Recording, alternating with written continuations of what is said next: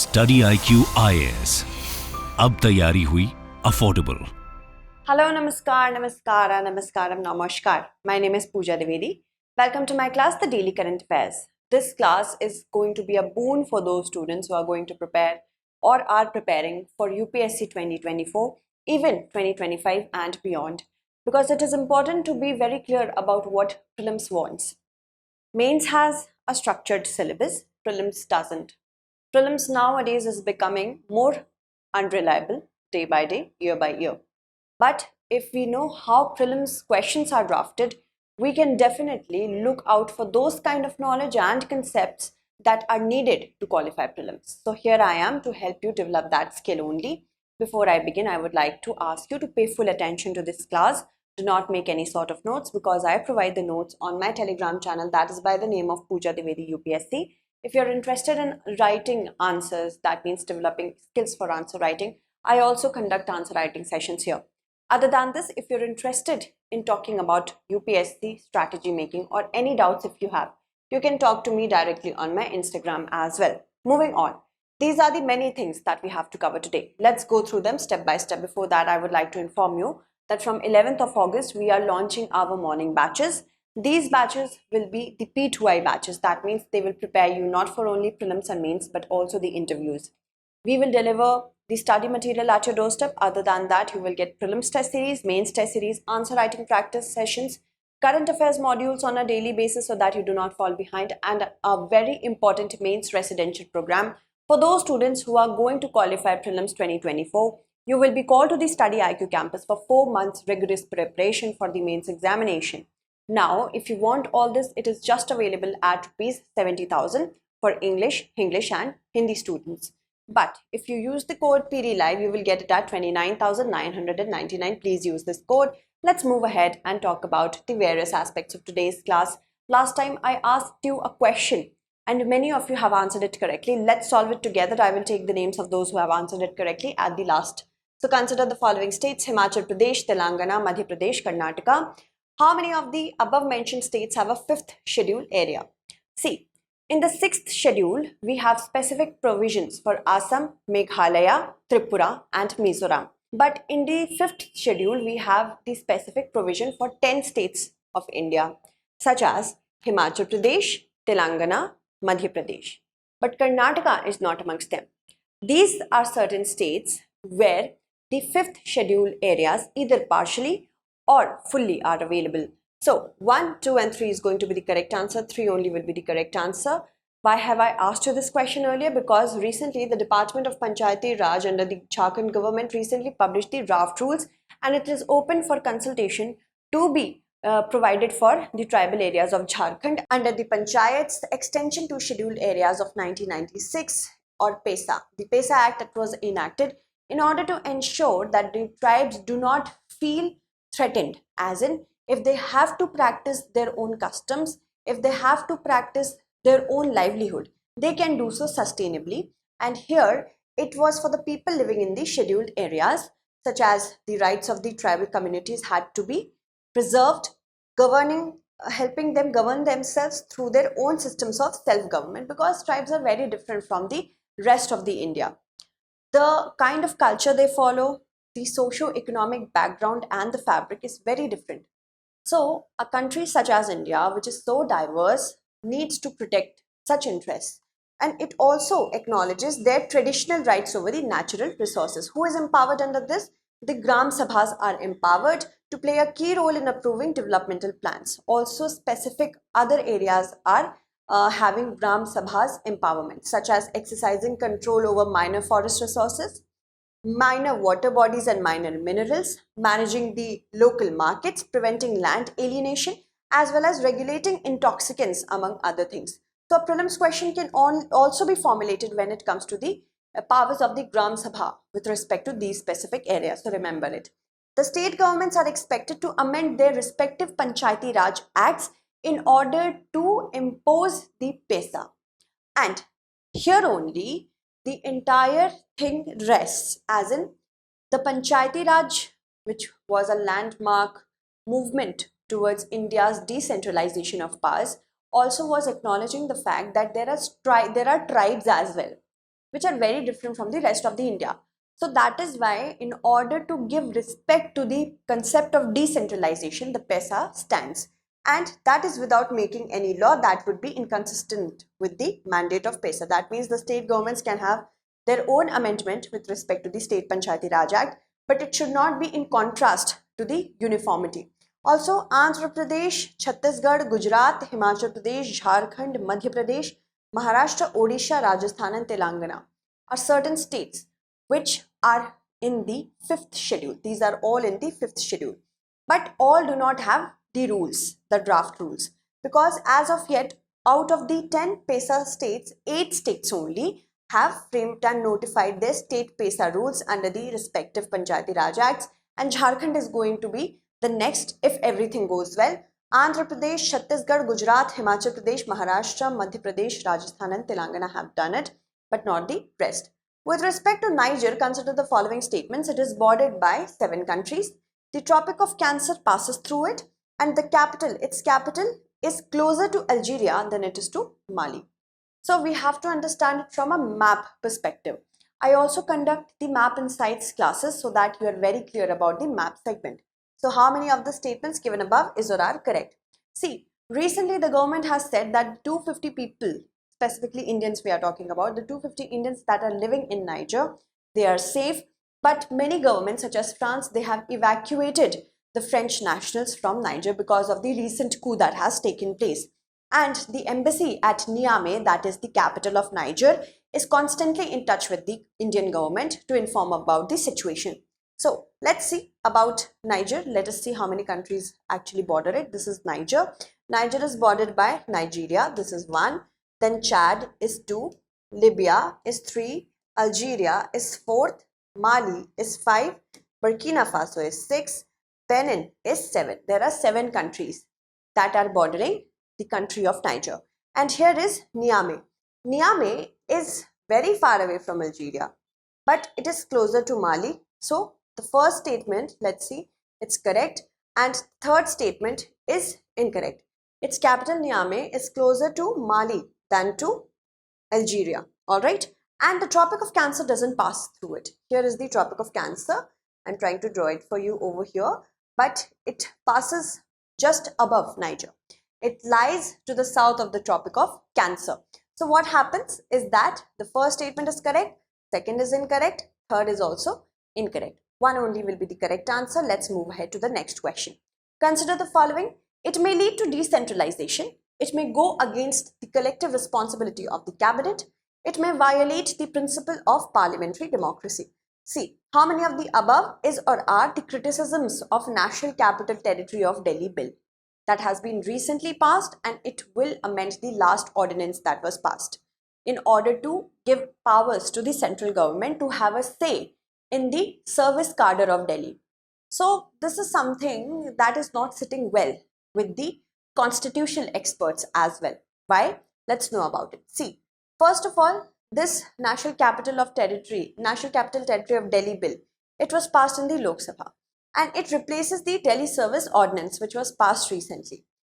Now, features include certain things that you have to understand from the perspective of answer writing as well. So do not just think that this is only for prelims. It primarily is for prelims, but many facts, if you also write in your mains examination, you will get brownie points for that. So it amends the Government of National Capital Territory of Delhi Act of 1991. Okay, this was the first act that was first, as in the earlier act from this was passed, and this is only has been amended. Also, you have to keep in mind that Article 239AA of the Indian Constitution has given the Parliament certain powers to make laws with respect to certain categories. Okay, so Parliament under that only is doing so. It empowers the central government to make rules in connection with the affairs of the Government of National Capital Territory of Delhi. Now this, as I already told you, it is according to Article 239AA of the Indian Constitution. So it is not unconstitutional. It has given the powers to the Parliament, but also it is not sitting well with the constitutional experts for certain reasons. It, according to this particular bill, will have will give the powers to the central government to have a say in functions, terms and other condition of services of officers and employees. Also, it has a provision of constitution of a National Capital Civil Services Authority. Okay, so that makes this entire bill to place the powers in the hands of the central government. It is not decentralization. It may lead to decentralization. No, it has led to centralization only. So this is not a criticism. The first one is not a criticism because it is saying decentralization. It may go against the collective responsibility of the cabinet. Let us see, does it or doesn't it? It confers powers upon the transfer over the transfer and posting of officers to the authority. It may break the triple chain of accountability that links the civil services, ministers and the legislature. So this interconnectivity, when you are bypassing the state government, it creates an issue, and this issue is directly related to what? It is violating the principle of parliamentary democracy. Again, that is related to the third criticism. Again, the next criticism, the LG, Lieutenant Governor, has been granted sole discretion in several matters, including when the Legislative Assembly will convene.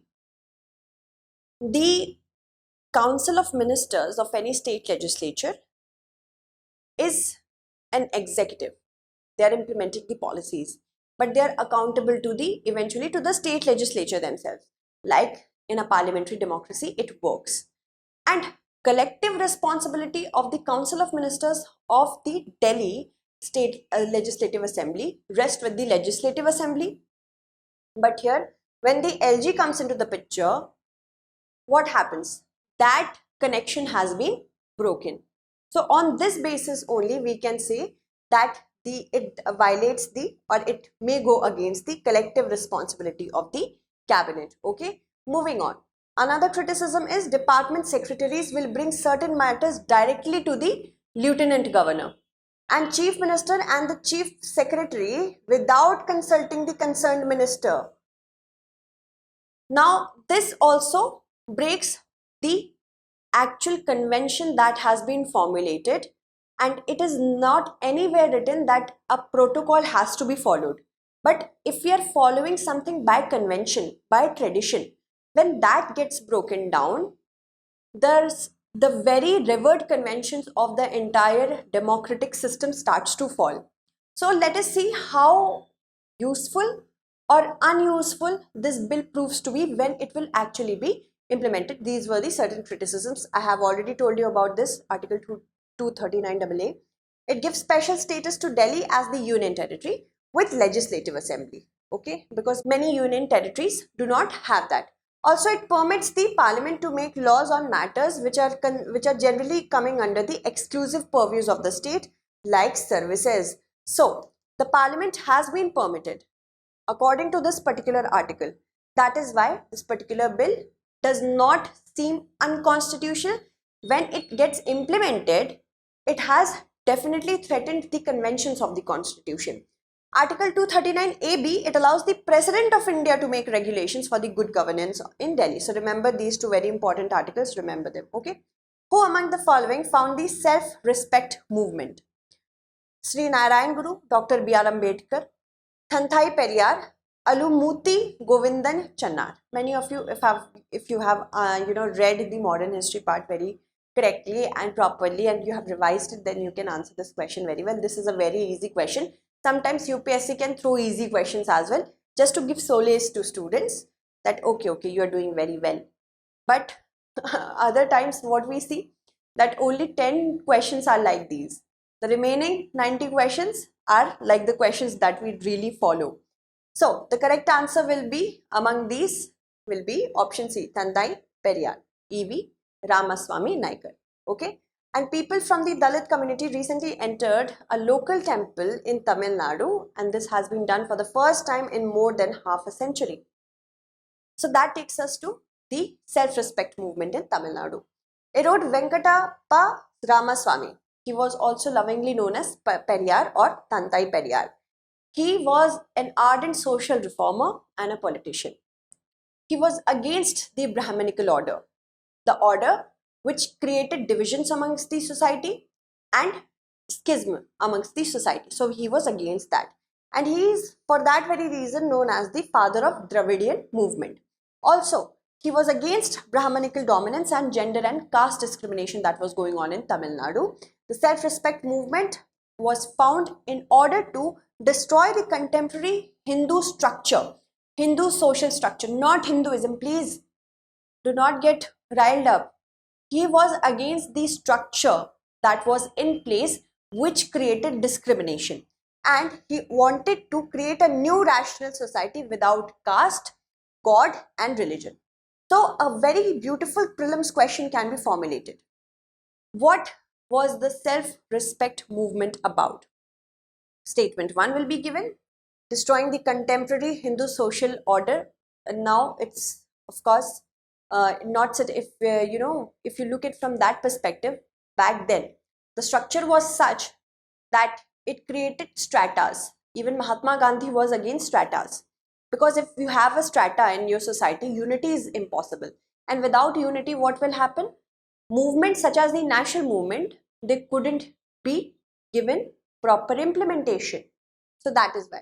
So destroying the contemporary Hindu social order in its totality, not partially, but totality, and creating a new rational society without caste, religion, and God. So these two statements were what the self-respect movement was about. And Viacom Satyagraha, which was started in 1924, he also led that. Because of this, the Travancore government made many changes, and that helped the people to enter the temple who were not allowed to be in the temple earlier. And hence he was given the title of Viacom hero of the Viacom. Consider the following statements. The Biological Diversity Amendment Bill of 2021 does not define the term codified traditional knowledge, and it may lead to exemption of all local traditional knowledge from benefit sharing requirements. So choose the correct answer using the following codes. The BDA Bill of 2021 is going to replace or amend the Biodiversity Act of 2002. In the first initiation, the first objective of the BDA 2002 was to ensure that equitable distribution is being done when it comes to whatever the knowledge has been taken from the local drugs, Ayurveda, to the local communities as well. But the recent biodiversity bill, it does not define the term codified traditional knowledge at all. And if there is no definition of codified traditional knowledge, then it can lead to exemption of all local traditional knowledge from benefit sharing requirement. That means the benefits that were earlier going to the local communities according to the proper act BDA 2002, it might not go to them anymore. We will find out the key features. So statement 1 is correct, statement 2 is correct. Statement 1, because of this particular no definition of the codified traditional knowledge, has led to the explanation of statement 2. So both the statements are correct, and statement 1 is the correct explanation of statement 2. The bill amends the BDA of 2002 in order to simplify compliance requirements for domestic companies. Domestic companies which want to manufacture Ayurvedic medicines can get help in that, and users of codified traditional knowledge and Ayush practitioners will be exempted from sharing benefits with local communities. Because, see, if you do not define anything, what is codified traditional knowledge? Codified traditional knowledge is the knowledge that is emanating from, it's like basically a knowledge that is coming from the local community. And when it is used to manufacture any medicine, because I may have taken help of that particular local community in knowing about the herbs and the plants that are over there, what happens that the local community which has given me help, I will also share the benefits with them. But now, because the government wants to ensure that more and more people come into manufacturing for such herbs and medicines from Ayurveda, it has said, okay, if you want to earn profit, you do not need to do benefit sharing under the codified traditional knowledge system, so that more people can come into this manufacturing unit or manufacturing capacity for Ayush, and they want to earn profit, right? If they will earn profit, then only they will have any incentive to enter into industry. If they enter into the industry and if they still have to share the benefits, what is the point of it? This is what the government is trying to do. It removes research and biosurvey activities from the purview of the benefit sharing requirements. Benefit sharing will be based on terms agreed between the user and the local management committee. If local management committee and the user agree on certain things, then it's okay. Which will be represented by a national authority, and the bill decriminalizes all offences under the act, but it has certain penalties. Decriminalization has been balanced by more penalties. Key issues is that the term codified traditional knowledge hasn't been defined, and the bill removes the direct role of the local communities in determining the benefit sharing provision. So this is not something that the Biodiversity Act of 2002 was doing. It decriminalizes offences under the Act but provides a wide range of penalties. It empowers the government officials to hold inquiries and determine penalties as well. Okay, moving on. Consider the following statements. The Indian vulture is native to only India and Pakistan. India's vulture population has declined by 99% since the 1980s.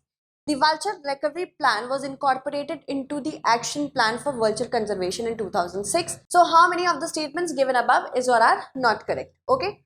So we see that the vultures are a scavenger of the environment. They're very important for the ecosystem. They feast on the dead and the decomposed. But if you do not have vultures, what will happen? That rats and feral dogs, these will continue to be secondary scavengers. That means they will also carry diseases. Vultures are the cleaners of the ecosystem.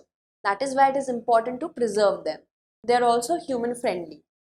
But because of the rampant use of diclofenac, it was found out that many vultures have died, and this has created since the 1980s a decline in the India's vulture population, and that too by a whopping 99%.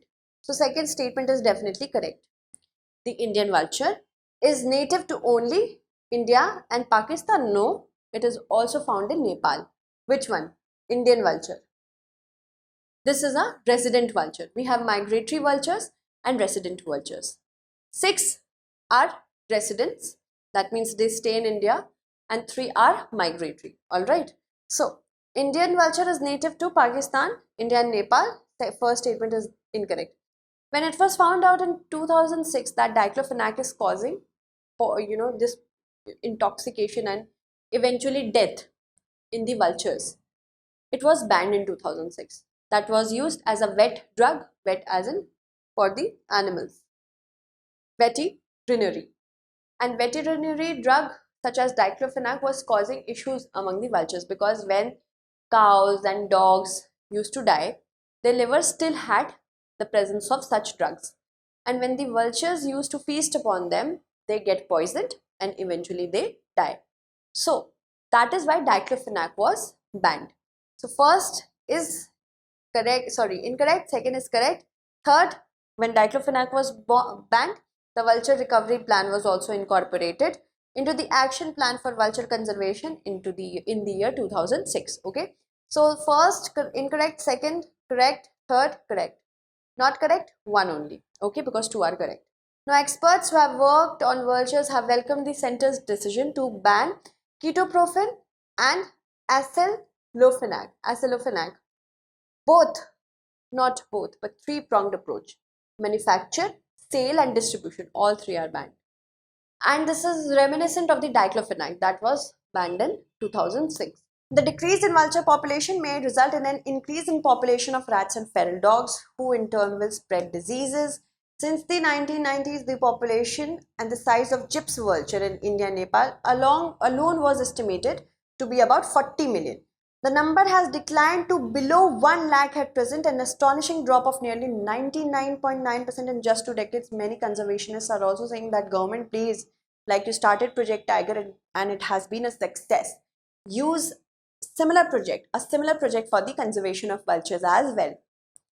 It's an important creature in the ecosystem.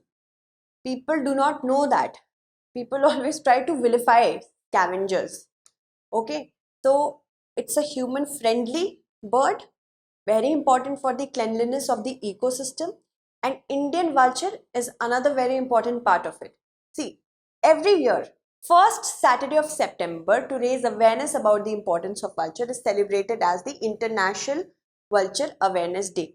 There is no fixed date, but every year, first Saturday of September, UPSC loves to ask questions about it. As in, if they are asking questions about the celebration of any important event on any day, specifically these kind of questions can be asked, which specifically those which do not have a fixed date, so that they can confuse you. So every year, it is the first Saturday of September. We have a total of 9 species of vultures in India, and out of these, 6 species are resident. That means they stay in India. We have white-rumped vulture. Here it is. Then we have Indian vulture. After that, we have slender-billed vulture. The bill is slender, slim. Then we have the red-head vulture. Then we have the bearded vulture and the Egyptian vulture in India. Three other are migratory. They come and go to India. Sometimes they want to reside here, sometimes they want to reside out, in which Himalayan vultures are also there. The Indian vulture is native to India, Pakistan and Nepal, and Indian vulture has been listed as critically endangered on the IUCN since 2002. So you see, Indian vultures, how we have lost so many vultures and how we can conserve vultures. This is one of the biggest question of the current situation. Consider the following. Viremia is a condition in which there is a high level of dengue virus in the blood. Ibuprofen and aspirin are effective treatment drugs for dengue, and there is no vaccination available for the dengue, and the primary vector of the dengue virus is the species Aedes aegypti. Primary, that means other mosquitoes under the same genus can also spread it. So how many of the statements given above is or are not correct with respect to dengue? Dengue is known as dengue in English and dengue in Hindi, and it is when it is actually a viral infection which can be carried from a vector. A vector is somebody who is carrying, which is carrying the disease from the vector to humans. So when there is a high presence of dengue virus in the blood, what happens? Viremia takes place. And viremia is a condition in which the mosquito, if it bites that human and then go bites another human, then it will cause dengue to them. Okay, so first is definitely correct. Generally, we do not have any specific treatment for dengue. We just take care of the pain, symptoms and pain that is created through it. But we use generally paracetamol, but not ibuprofen and aspirin, because they can cause bleeding. So they are not the effective treatment for it. Second is incorrect. Currently we have dengue. We have a vaccination for dengue. So first is correct, second is incorrect, third is incorrect. Primary vector is yes, Aedes aegypti. Okay, so first and fourth, these two are correct. Second and third are not correct. We had to select not correct. 2 only will be the correct answer. A private hospital on Thursday confirmed reports of the first death of dengue in the state, although no official confirmation has been given from the government agencies. That means it can cause death as well. It's a viral infection. It is break-bone fever when dengue occurs in somebody. It spreads from mosquitoes to people. It is more common in tropical and subtropical climates because here only Aedes aegypti mosquito finds a really good ground for breeding. Most common symptoms are high fever, headache, body aches, nausea and rash. Some cases hospitalization occurs, some cases even death occurs. It is very fatal. Acetaminophen, which is paracetamol, is often used to control pain. Non-steroidal anti-inflammatory drugs such as ibuprofen and aspirin, they are avoided. Please do not ever use them. There is a vaccine called Degavaxia, and it should be given to those who have had dengue once, at least once, and they are living in places where dengue is very prevalent. The dengue virus is carried in and spread by the mosquitoes, in which genus? The genus is Aedes. And in Aedes we have the Aedes aegypti. It looks something like this. So if you find any mosquito that is looking like this, please kill them. Okay. Also, other mosquito species in genus Aedes include Aedes albopictus, Aedes pollinicensis, and Aedes scutellaris. They have limited ability. Still, there is no zero ability. Limited ability is there to serve as dengue vectors. We do not know. They can also evolve in such a manner that apart from Aedes aegypti, in the future, these can also spread this particular disease, dengue. Okay. How does it spread? After a mosquito is biting a human who has already been infected, and this poor mosquito is not infected, but this human has been infected by some other mosquito. He or she has viremia, that means the presence of high dengue virus in the blood, and this mosquito bites them. Then they go to another human who is healthy and then they bite them. It can cause dengue. Okay, so this is how it spreads. Moving on, this is the practice question for you to solve. India and South Africa established their diplomatic relations in which of the following years? 1993, 1994, 1995, 1996. Answer it correctly. I will take the names of those students who have answered that question. Also, let me take the names of those students who have answered my last question correctly. Simran, also Mandeep, Riya, Priyadarshan, Siddharth, Yalalinga, Prakhar, Temporary Creation, Kaushik, Prabhat Kumar, Padmashri, Shubham Singla, Malinath, Suryachandra, Vishesh, Yash Jain, Kasturi, Robinson, Renbonthung. Sorry if I cannot take your entire name because there is no space, right? Om Sharma, Prosit, Vibhav, Vignesh, Abhishek, Vivek, Vishwajit, Sanjay, Vishruti, then Aman Sharma, Khushi, Tejas. Congratulations. Other than this, other group of students have also answered it correctly. Let me take the names of those as well. D. Virina, then Arshi, Ganga, Abhiraj, Rishabh, Raskeria, Rajaryan, Saujanya, Shivani, Vinamra, Vishesh, thank you, Omkarana, and thank you so much for answering the last question. You can answer this question as well. I will take your names in the upcoming class. Thank you so much for watching. Stay updated. StudyIQ IAS. अब तैयारी हुई affordable.